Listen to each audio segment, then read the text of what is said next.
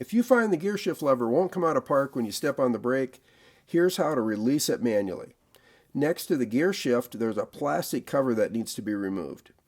The owner's manual says to use a flat blade screwdriver covered with a cloth. In reality, if you're stuck in park, you're going to use the first pointy thing you can get your hands on. Don't lose the cover. The cup holder is a handy place to park it for now.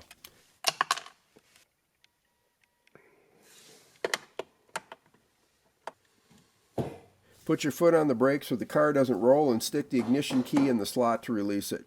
You can then use the key to start the car in neutral.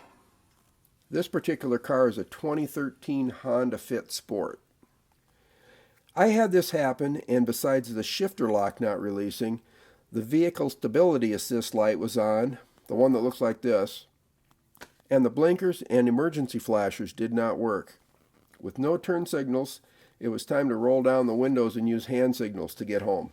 Obviously there's an electrical problem here, but none of the blade fuses in the fuse box were blown.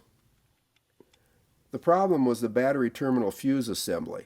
You can see the portion of it that was blown. It mounts to the positive terminal on the battery, and other wires run from it to feed the electrics in the car. It's easily replaced. If yours is blown and needs replacing, be sure to unhook the battery ground cable first. If your battery terminals need cleaning, it's a good time to take care of that while it's apart. The other wires attached to it have terminals with tabs in different locations, so it only goes together one way.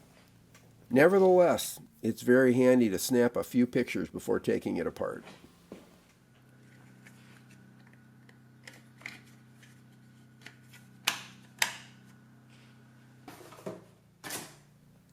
AMSOIL P.I. is a good way to keep your fuel system clean and keep your car running well. Put a bottle in the tank every 4,000 miles. I'll leave some links in the description if you want to check it out.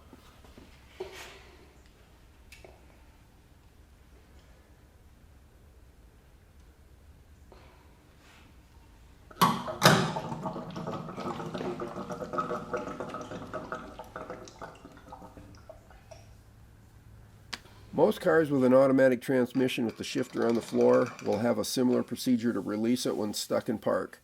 The root cause varies, and happily the repair for this incident was very simple. If you found it helpful, be sure to like, subscribe, even leave a nice comment if you're so inclined.